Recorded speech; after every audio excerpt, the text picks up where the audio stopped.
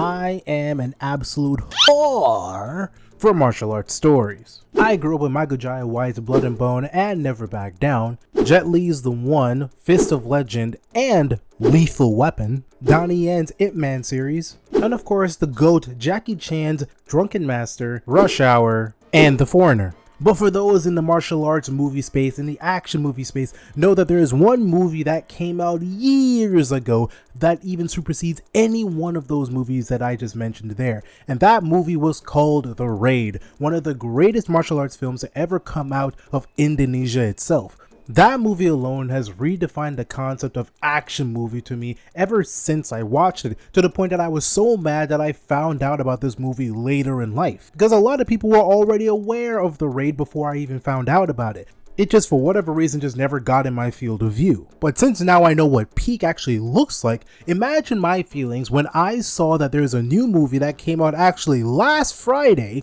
that has two main GOATs, two OGs from the Raid movie. And it's my boy Yayan Mad Dog Rahian, my main GOAT there. Every time you see this man in any martial arts film, you know it's about to be peak. And of course, our boy Joe Taslim. And for those who don't know who Joe is, he's also in The Raid. He's one of the supporting characters, but if you are not familiar with The Raid, you must have known him from Sub-Zero for the first Mortal Kombat film, and of course Noob Saibot in this second film. And I want to say this first right now before I continue. I want every last one of you, if you have the ability to go watch this movie. In fact, I want this movie to be well received. I want to see that it actually is going to surpass its budget up to this point, because this movie is everything that I want in an action film and then some. I am being so serious. If you are in fact in love with action films, not even necessarily martial arts, just action films in general, this is a film that you need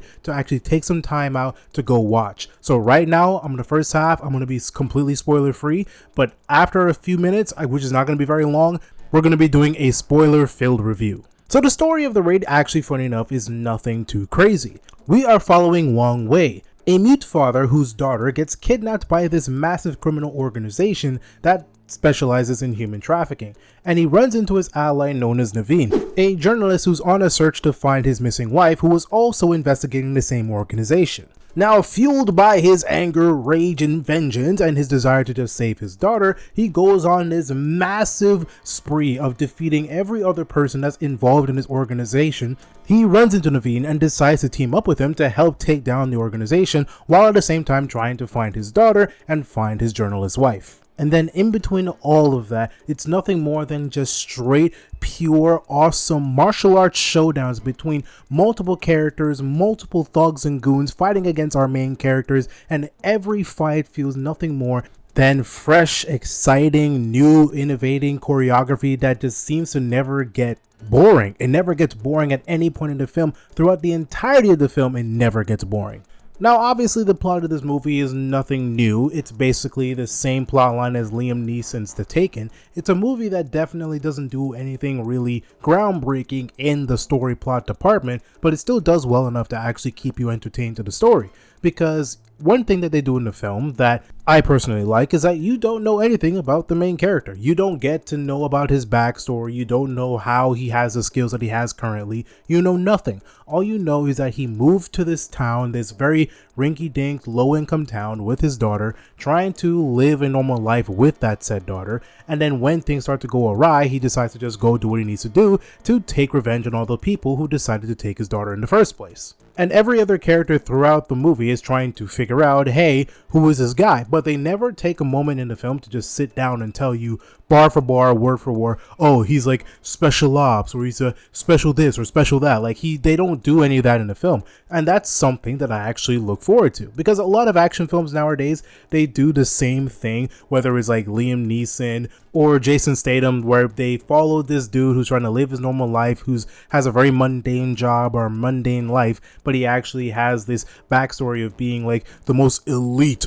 ex-Navy SEAL who had the most secretest of plans and all these different things. That was never a thing that they followed in the film. They kind of just imply that he might have very high skills in different degrees of something, and it may be coming from somewhere. But the only reference you know that he has some fighting ability is at the very beginning of the film, he makes a Wing Chun fighting dummy. That's all he does. You don't know anything else about his fighting ability. All you know is that he has some martial arts skill, and that's it. Now, I'm telling you this right now. If you think you can expect what's going to happen in this film in terms of action-wise, you are wrong. You are 100% and utterly wrong. This movie will let you bend you over, spank you 500 times, and hang you upside down and shake you for your lunch money if you think you're going to be prepared for this film just from the action alone. In the very beginning of the film, it starts off with straight hands in the very beginning. And if you literally love things like fight choreography, like something that I really do, like I really do enjoy a film that takes time and energy to put forth some really good fight choreography in their action films,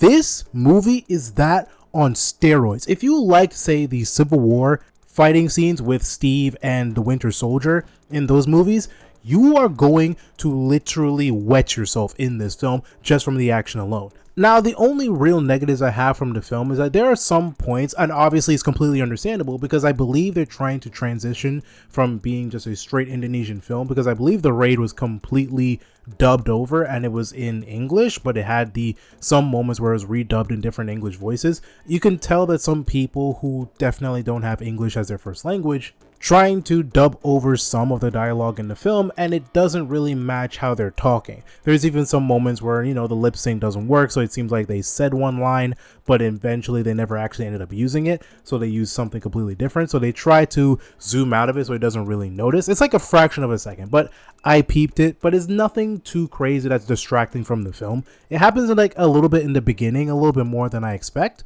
but it's not too bad throughout the most of the film. Everybody else outside of that is pretty good. Now, there are some scenes in the beginning of the film where you can tell that a lot of the CGI was used, and it's very blatant. Like, you can see for a fraction of a second that it doesn't look like a normal person, but in reality, it's so minute you won't even notice it. Like, you will see it for a fraction of a second. It's something that you might laugh at for a moment, and then after that, that doesn't happen ever again. Like, if there was CGI in the later on in the films, I never noticed it. It's just in the very beginning I noticed it a lot more blatantly because of like the backgrounds and some of the lighting in certain scenes. Like, I can see it, but even then I didn't even care about any of that. I'm going to be jumping into minor spoiler territory now. I'm going to say spoilers, but nothing too crazy for you to just ruin the film for you. So if you are basically aware of what's going on in the story, you will know what's going to happen at the end. You know how the story is going to conclude.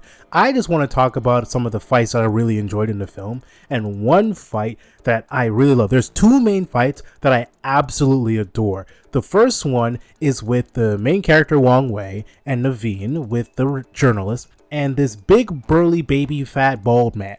This man literally is walking around with a sledgehammer. If I had to compare him to like a video game character, he's like the equivalent of Astaroth. I forgot his pronunciation of his name, but Astaroth from Soul Calibur, the dude who has the giant axe, change the axe to a giant hammer and make him bald, like something like that. But this man would literally refuse to die. One of the main things about martial arts films is that you know good and well in real life, if someone gets a good few haymakers in your head, in your dome, in your ribs, you will go down. That's how people function normally. Unless you're like a professional fighter or professional martial artist, you can take a lot of hits. But even on a normal life basis, you can take so many hits before you decide to go down or your body decides to shut down. This big boy bastard literally can just take so much damage and he would just literally not go down. The man got bombarded with shots to the head, was about to get shotgunned in the chest, but someone stopped Wong Wei from blowing his brains out. But he literally got his head smacked in with the said sledgehammer that he owned.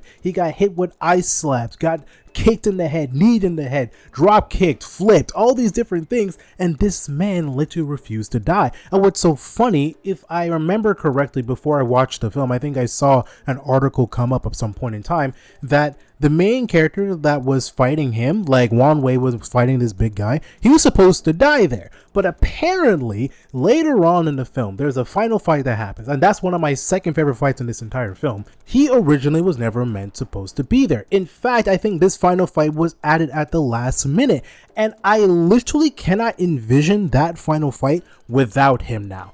I don't know what that final fight looked like originally, but keep it out of the sphere entirely. I do not want to see it. I don't want to taint my brain with that concept ever in any capacity. Because in that final fight, we have Wong Wei, Mad Dog, my goat, Big Boy. Okay, hold on. Let me call him by his actual name because I can't keep calling him Big Boy. That sounds kind of crazy.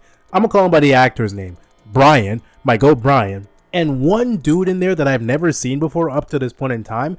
But he left such a lasting impression on my mind in that final fight that I literally have to say him by the actor's name. I don't even remember the villain's name. I don't remember his villain's name whatsoever. My boy, Joey Iwanaga. My boy here literally fights like Horong. I played Tekken. I've been playing Tekken for a minute. I didn't grow up with the original Tekkens, but I played up to I think like Tekken 6 and I'm currently playing Tekken 8. And he literally fights like Horong. If there was ever any point in time where there is any time if we got like a live action Tekken and we had to get a Horong, get this man. He literally fits the role of that kind of fighting style perfectly. And imagine doing this just from a choreography sense. From a choreography sense, he literally has to run around and stomp on people, jump on their backs, do roundhouse kicks, slide under people, actually do a bunch of haymakers and kicks and falls, do all these different things in between not just one, not two, not three, but 4 separate characters. And Brian, the big boy here, is literally trying to take out all of them because he believes all of them were involved in the killing of his quote-unquote father.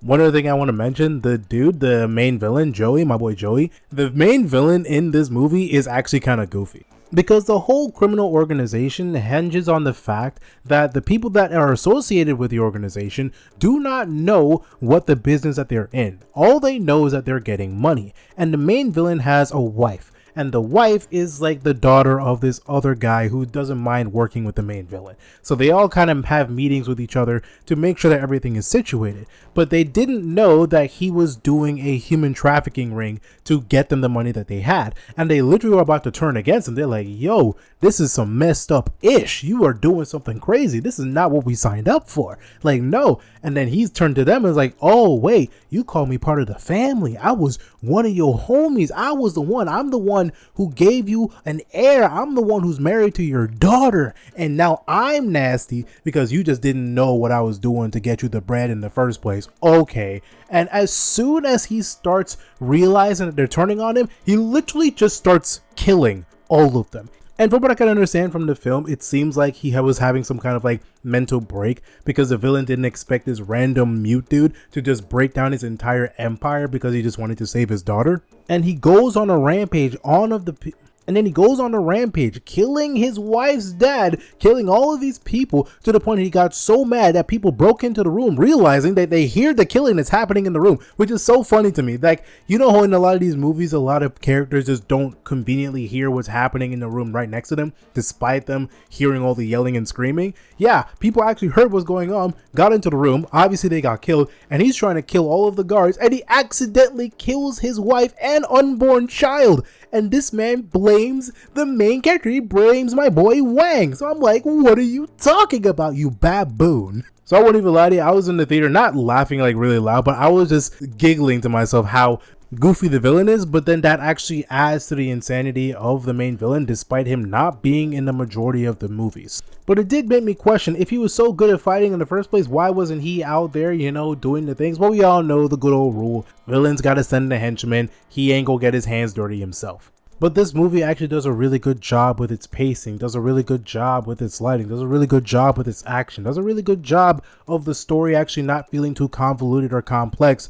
It's something that I've been wanting to see in a martial arts film for a long time. Like, I've been fiending for a martial arts film similar to The Raid, but it's been so long that I doubt that it was ever going to come back. But here we are with The Furious, with the original squad, or some of the original squad, not the entire original squad. And they literally were able to do it again. You get hordes upon hordes upon hordes of goons attacking one dude. And you would think the choreography would look messy and weird and convoluted and, clunky, but it actually fits the entire environment. It literally does things that I never expect them to do, and I was enjoying every minute of it. I never got bored at any point in the film. And I'm gonna tell you guys right now, if you really do like action films, if you really do like martial arts film, please jump into this movie. This movie deserves every ounce of attention. It deserves the praise. It deserves everything up to this point. I want to see more action films like this, to the point that I want action films to take a cut from this cloth. I want to see action films where I don't have to be being sit with so many cuts and zooms and all these different things where I don't understand what's going on. I don't want to see a bunch of, craziness. Like, you don't have to do like one shot Daredevil, scenes every single time, but I want to see a little bit more consistency in the action sphere. I'm tired of seeing people do these action films and it's not that crazy. Like, we have Bullet Train. Bullet Train is a good example. Bullet Train is a good example where they actually did really good fight choreography in the Americas. I don't want to have to wait in the, the Eastern sphere to get these kind of movies. I want it to be everywhere. But yeah, that's all I gotta say about The Furious right now. I can go gushing grannies about this movie for hours. I really enjoyed every bit of the film, but I don't want to go in depth any further. Like, I already did like a major spoiler at the closer end of this video, so I will leave a warning just to make sure that you guys understand that like I just said a major spoiler, so my bad. But either way, I hope you guys really enjoyed the video. Let me know if you guys do watch The Furious, and if you already did, leave a comment on what you liked about the movie and what you disliked. Leave a like if you like videos like this in the future. It helps the channel out in a long time. And also don't forget to subscribe to get more videos just like this. It's your boy Kadukun. I'll see you guys next time, and peace. FMA, handle business, don't play. On point when it comes to the anime. Jack and Daxter, ayy, let's go. The ultimate heroes, don't stop, we on the road. Kadukun. Yeah, welcome to the channel.